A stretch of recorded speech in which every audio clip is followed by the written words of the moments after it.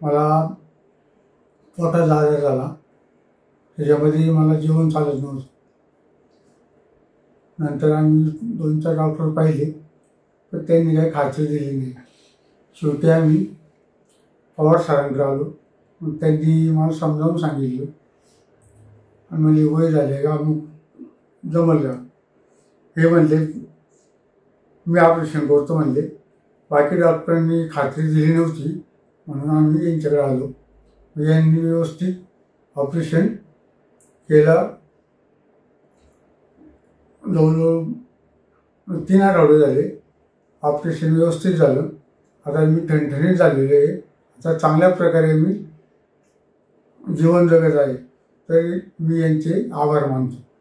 आमचे वडील आहेत, तर त्यांना पचन होत नव्हतं, पित्ताचा जास्त त्रास वाढला होता.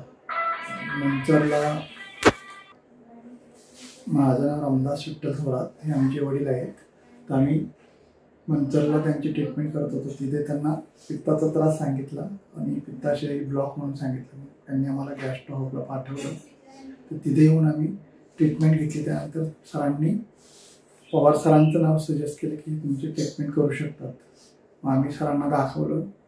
सर बोलले आपण करूया. वय त्यांचं 70 आहे, तर म्हणजे 75 वर्षाच्या आपण पेशंटला बरं केलेले आहे. आणि